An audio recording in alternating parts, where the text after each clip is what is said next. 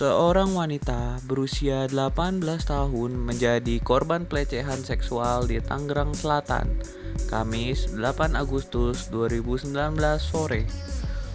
Wanita berinisial A mendapat perlakuan tak senondong dari orang tak dikenal, tepatnya di putaran Bintaro Sektor 9, Pondok Aren, Tangerang Selatan. Kerabat korban, Richie, mengatakan pelecehan seksual tersebut terjadi persis di samping restoran cepat saji McDonald. Pelecehan seksual itu terjadi saat korban mengendarai motor dan hendak memutar jalan. Tiba-tiba saja, korban dihentikan dua pemuda dengan memegang stang motor.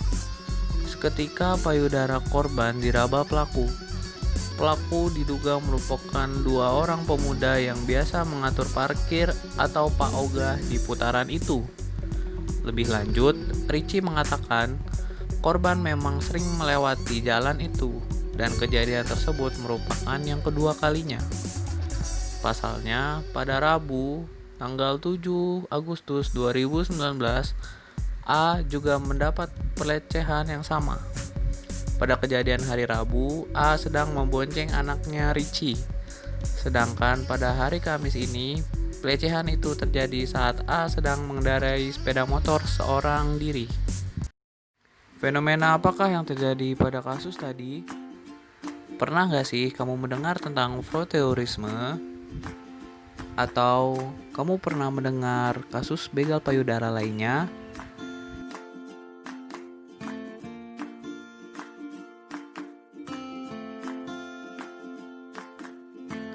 Voyeurisme adalah gangguan yang berkaitan dengan melakukan sentuhan yang berorientasi seksual pada bagian tubuh seseorang yang tidak menaruh curiga akan terjadinya hal itu. Voyeur bisa menggosokkan penisnya ke paha atau pantat seorang perempuan atau menyentuh payudara atau alat kelaminnya. Tindakan ini umumnya dilakukan di tempat umum, seperti di dalam bis yang penuh penumpang atau trotoar yang penuh pejalan kaki yang memudahkan pelaku untuk melarikan diri.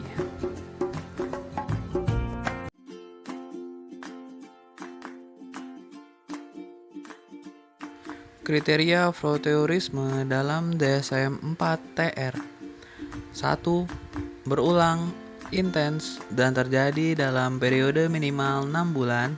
Fantasi, dorongan, atau perilaku yang menimbulkan gairah seksual yang berkaitan dengan menyentuh atau menggosokkan bagian tubuhnya pada orang yang tidak menghendakinya. 2. Orang yang bersangkutan bertindak berdasarkan dorongan tersebut atau dorongan dan fantasi tersebut menyebabkannya distres atau mengalami masalah interpersonal.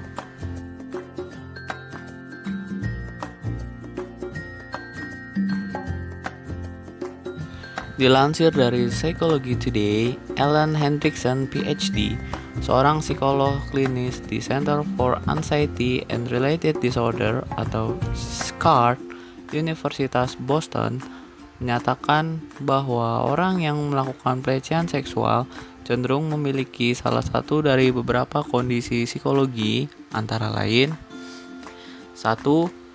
The Dark Triad, 3 sifat gelap dalam psikologi atau yang seringkali disebut dengan The Dark Triad, meliputi narsisme, psikopati, dan Machiavellianism. Narsisme adalah pandangan melambung tentang bakat seseorang ditambah dengan kurangnya empati dan urgensi yang mendalam. Orang narsisis tidak peduli jika Anda menyukainya, tetapi mereka memang mengharuskan Anda untuk berpikir bahwa mereka kuat dan pantas dikagumi, tulis Hendrickson. Selanjutnya, psikopati yang berputar di sekitar 2 sifat, yakni dominasi tanpa rasa takut dan impulsif agresif. Dengan kata lain, psikopat adalah orang yang berani dan mengeksploitasi yang manipulatif. Mereka juga tidak memiliki empati tetapi unggul dalam meniru emosi yang benar untuk mengeksploitasi korban mereka. Machiavellianism menggambarkan sebagai sikap tidak bermoral dan penuh tipu daya dengan memperhatikan tujuan jangka panjang dengan biaya berapapun. 2. Moral disengagement. Moral disengagement adalah tipuan lain dari karakteristik. Moral disengagement adalah sebuah proses kognitif di mana individu membenarkan kesalahan mereka sendiri dan menciptakan versi realitas mereka sendiri di mana prinsip-prinsip moral tidak berlaku bagi mereka.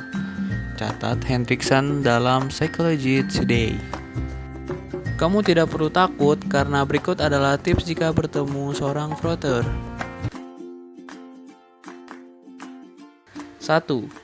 Apabila kita bertemu orang yang menderita eksibisionisme atau fraudeurisme dan menjadi korban, hal paling dasar yang harus dilakukan adalah jangan takut dan jangan panik. Ketakutan atau kepanikan kita malah akan membuat mereka semakin termotivasi untuk melakukan hal tersebut ke kita. Jadi lebih baik tetap tenang. 2. Hal kedua yang dapat dilakukan adalah segera menyingkir atau menjauh dari pelaku. 3. Apabila tidak bisa menjauh, apalagi dengan keadaan kereta yang penuh sesak, hal yang bisa kita lakukan adalah dengan menegur si pelaku dan juga memberitahukan hal tersebut ke orang-orang yang ada di sekitar kita. Jadi diharapkan kita bisa dapat bantuan melawan dan menghilangkan rasa takut kepada pelaku, sehingga aksi tersebut dapat dikurangi bahkan diberantas. Seperti yang sudah dibahas tadi, apabila kita takut justru akan menambah motivasi si pelaku untuk melakukan aksi tersebut. 4. Terakhir yang bisa kita lakukan adalah melapor pada pihak berwajib tentang kejadian tersebut. Memang hal ini merepotkan dan bahkan seringnya pelaku menggunakan masker untuk menutupi hampir seluruh bagian wajahnya. Namun dengan adanya pelaporan seperti ini, mungkin pihak berwajib bisa membuat siasat atau taktik tertentu yang bisa menangkap atau mengungkap aksi eksibisionisme atau fraudeurisme yang terjadi di tempat umum.